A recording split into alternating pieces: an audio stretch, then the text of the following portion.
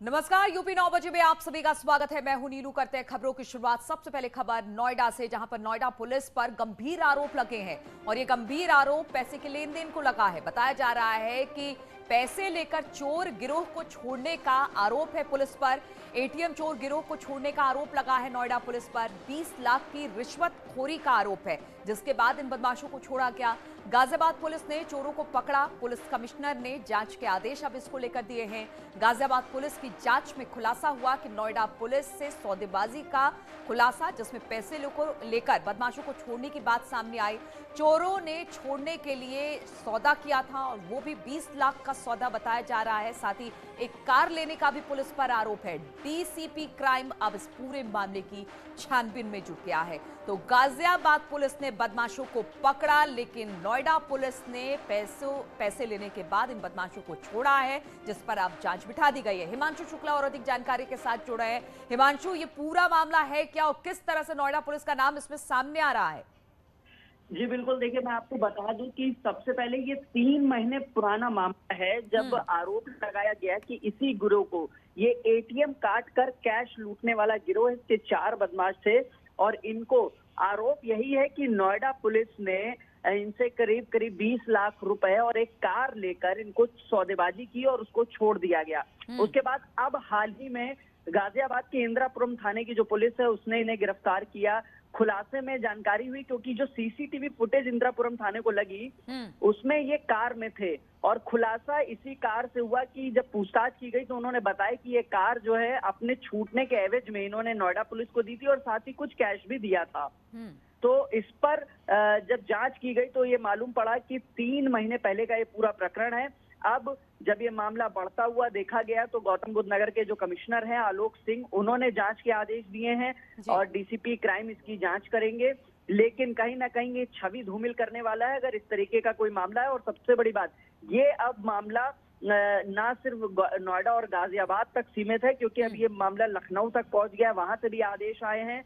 और सूत्र जानकारी बता रहे हैं कि एडीजी इंटेलिजेंस है, उन्होंने भी जांच के आदेश दिए और दोनों से, नोएडा और गाजियाबाद दोनों से रिपोर्ट तलब करने की बात कही गई है। अगर ऐसा होता है तो ये गंभीर मामला और हिमांशु, गंभीर सबसे आरोप बड़ी है। बात यह है, पुलिस आम लोगों के लिए होती है, विश्वास किया जाता है उन पर। अगर वो ही ऐसा काम करेगी, पैसे लेकर बदमाश छोड़ेगी, फिर तो पुलिस की क्रेडिबिलिटी पर भी सवाल उठते हैं और उनकी छवि, जिस तरह से आप भी बता रहे हैं, कि धूमिल होगी। छवि पे कहीं ना कहीं डेंट तो है, क्योंकि कमिश्नरेट बनाया गया इसलिए ताकि लोगों को सहूलियत हो, क्राइम जो है वो कंट्रोल किया जा सके, क्राइम पर प्रभावी रूप से रोकथाम की जा सके, आम लोगों को सहूलियत दी जा सके। लेकिन अगर इस तरीके की घटनाएं सामने आती हैं तो जाहिर तौर पर खाकी पर सवाल उठते हैं और ऐसे में एक बड़ा एक्शन लेना होगा अगर इस तरीके की कोई घटना होती है। फिलहाल ये आरोप है, अब आरोपों की जांच होगी और लखनऊ से भी रिपोर्ट तलब की गई है, नोएडा और गाजियाबाद से। जी। और जिन पुलिस वालों पर आरोप लगा, क्या उनसे भी पूछताछ हुई है? क्योंकि ठीक है, अभी तो अब इस पर जांच होगी और जांच के बाद ही किसी तरह की कार्रवाई होगी, लेकिन जिन पर आरोप लगा उनसे किसी तरह की पूछताछ शुरू हो पाई है अब तक? जाहिर तौर पे ये जो प्रकरण संज्ञान में आया है, इसके बाद जब जांच के आदेश दिए, देर रात आलोक सिंह जो कमिश्नर हैं गौतम बुद्ध नगर के, उन्होंने जांच के आदेश दिए, तो संभवतः आज सुबह से जांच जो है अपनी आगे बढ़ेगी और उसके बाद जो भी आरोपी हैं, जिन पर आरोप लगा है, उनसे जो है बयान लिए जाएंगे, उनसे मामला समझा जाएगा, प्रकरण समझा जाएगा, उनसे जुड़े लोगों से। क्योंकि देखिए, जो आरोप लगाए गए हैं वो भी चोरों की तरफ से लगाए गए हैं, तो जाहिर तौर पे इसकी जो है और संजीदगी से जांच होगी, क्योंकि आरोप लगा देना बहुत आसान होता है। ऐसे में आरोप लगे हैं, जांच की जाएगी। सीसीटीवी फुटेज के बाद ये मामला खुला है, क्योंकि सीसीटीवी फुटेज में ये देखने को मिला कि वो जो कार है वो इस समय नोएडा पुलिस के पास है। जब पड़ताल की गई तो पता चला कि उस छूटने के एवज में ये कार और पैसे कुछ दिए गए थे। तो जाहिर तौर पे संदेह के घेरे में है नोएडा पुलिस और अब जांच की जाएगी। जांच के बाद दूध का दूध और पानी का पानी होगा। जी। और हिमांशु, ये भी बताइए कि किस थाने का ये पूरा मामला है नोएडा के? एक अलग से टीम बनाई गई थी, जिसको स्वाट टीम बोलते हैं, कमिश्नर आलोक सिंह ने बनाई थी। ये उसी टीम के प्रभारी हैं जिन पर आरोप लगाया जा रहा है कि उन्होंने ये बदमाशों को पैसे और कार लेकर छोड़ा था।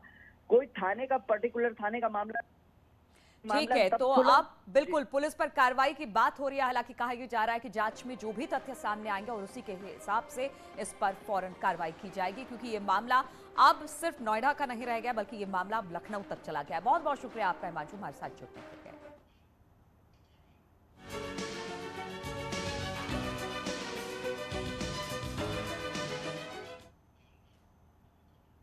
और राम मंदिर भवन निर्माण समिति की बैठक आज है। लगातार दूसरे दिन भी ये बैठक जारी रहेगी। बैठक में आगे की कार्य योजना क्या होगी, इस पर मंथन होगा। बैठक में मंदिर निर्माण समिति के अध्यक्ष नृपेंद्र मिश्र, राम जन्मभूमि तीर्थ क्षेत्र ट्रस्ट के महासचिव चंपत राय मौजूद होंगे। इसके अलावा राम जन्मभूमि परिसर की शेष 70 एकड़ जमीन पर निर्माण को लेकर फोकस किया जा रहा है।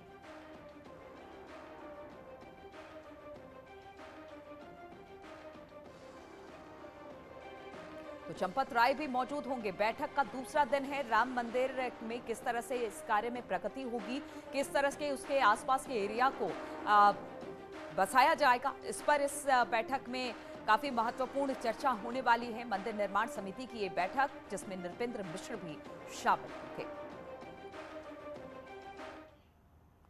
और अयोध्या में राम जन्मभूमि परिसर के चारों कोनों पर 4 मंदिरों का निर्माण होगा। राम जन्मभूमि मंदिर के चारों तरफ बनने वाले परकोटों के भीतर इन मंदिरों का निर्माण किया जाएगा। और ये मंदिर किसके होंगे, अभी इस पर राम मंदिर ट्रस्ट कुछ निर्णय नहीं होने की बात कह रहा है, यानी अब तक निर्णय नहीं किया गया है। हालांकि राम जन्मभूमि तीर्थ क्षेत्र ट्रस्ट के सदस्य डॉक्टर अनिल मिश्रा ने कहा है कि परकोटा का काम अभी चल रहा है और परकोटे का जो स्वरूप है उसमें कुछ मंदिर भी आएंगे।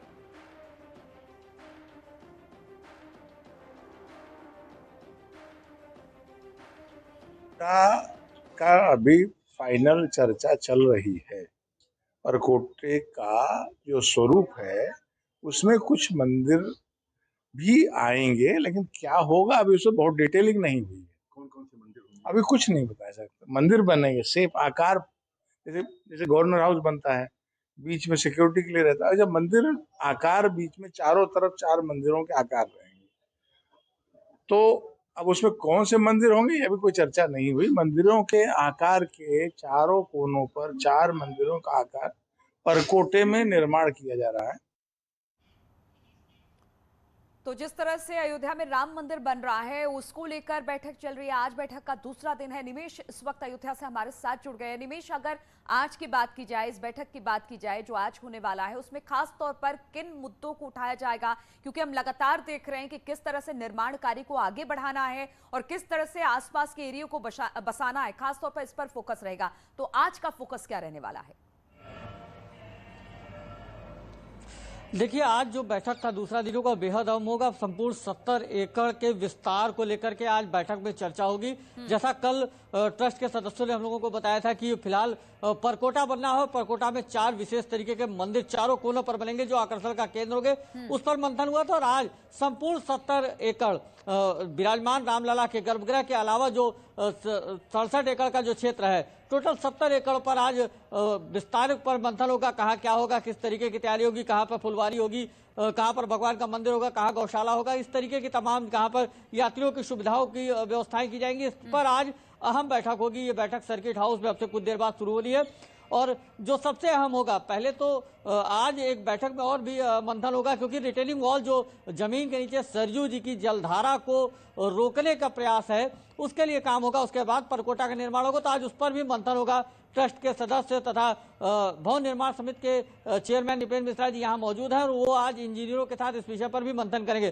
तो आज का दिन जो होने वाला है वो बेहद खास होने वाला है। आज सबसे अहम जो होगा, संपूर्ण 70 एकड़ के विस्तार, विकास और यात्रियों की मूलभूत सुविधाओं पर आज बैठक में मंथन होगा। और आज शाम तक बैठक में कुछ बहुत विशेष निकल के आ सकता है, इस बात पर भी चर्चा और स्वरूप कैसा होगा। तो आज बैठक में बहुत कुछ निकलकर सामने आ सकता है। निमेश, इस पर आगे भी अपडेट लेंगे। फिलहाल बहुत बहुत शुक्रिया आपका हमारे साथ जुड़ने के लिए।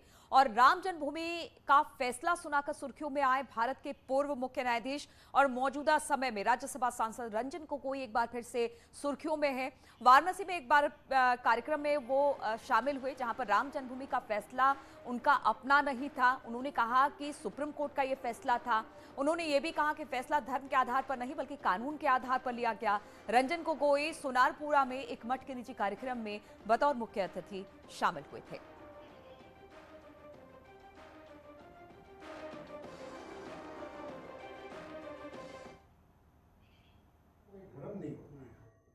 कोई भाषा नहीं होता है, कोई जात नहीं। न्यायमूर्ति का धर्म, भाषा, जात, आइन कानून होता है, कॉन्स्टिट्यूशन ऑफ इंडिया। राम जन्मभूमि का जो जजमेंट आया, ये रंजन गोगोई का जजमेंट अकेला नहीं है, ये सुप्रीम कोर्ट ऑफ इंडिया का जजमेंट। और मथुरा सिविल कोर्ट में हिंदू महासभा के प्रार्थना पत्र पर सुनवाई हुई है। सुनवाई के दौरान हिंदू महासभा के पदाधिकारी कोर्ट में मौजूद रहे, लेकिन दूसरे पक्ष के हाजिर नहीं होने के चलते सुनवाई नहीं हो सके। इसके बाद कोर्ट ने मामले की सुनवाई के लिए 15 फरवरी की तारीख तय की है। हम आपको बता दें कि हिंदू महासभा ने शाहिद गाह के कब्जे में 13.37 एकड़ जमीन को मुक्त कराए जाने को लेकर दरवाजा खटखटाया है।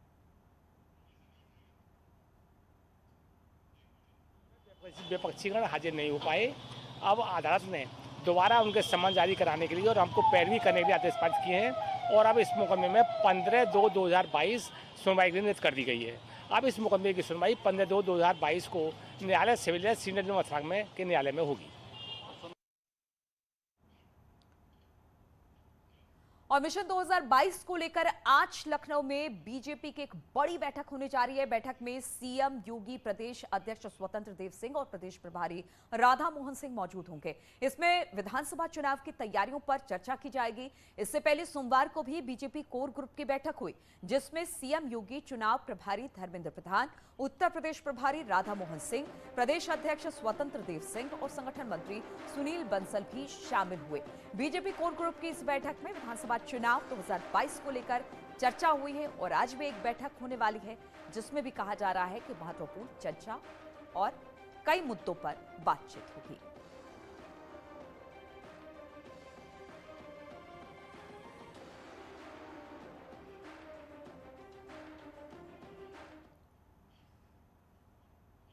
और अंबेडकर नगर में युवक की हत्या के बाद हत्या के आरोपियों ने खुद को मकान में कैद कर लिया। फिर भीड़ और पुलिस पर ताबड़तोड़ फायरिंग शुरू कर दी। बताया जा रहा है मौके पर पुलिस और हत्यारों में काफी देर तक मुठभेड़ चलती रही, जिसमें 2 हत्यारों के पैर में गोली लगी है। इसके बाद गुस्साई भीड़ ने आरोपियों और पुलिस पर पथराव शुरू कर दिया।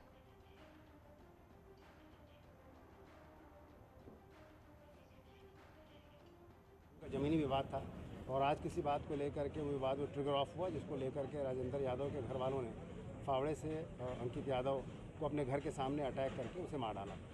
अंकित यादव के परिवारीजनों ने भी आकर के यहाँ हंगामा किया और उनके द्वारा पथराव भी किया गया। जो एसिलेंट्स थे, जो मारने वाले थे, उन्होंने अपना शटर बंद करके वो अपने घर में छुप गए। उनका घर फर्स्ट फ्लोर पे है और राजेंद्र यादव जो जिसने हमला किया था, जिसने मारा था, उसके पास एक नाल की लाइसेंसी बंदूक भी बताई जा रही है, जिससे उसने पुलिस के आने पर पुलिस पार्टी पे और पब्लिक पे फायर किया। और फिर पुलिस ने धैर्य रखते हुए उसके घर से उसको निकाला। जवाबी फायर में राजेंद्र यादव और उसका बेटा दोनों घायल हुए, उनके पैरों में गोली लगी है। और रुकेंगे यहाँ पर छोटे से ब्रेक के लिए, फौरन हाजिर होते हैं।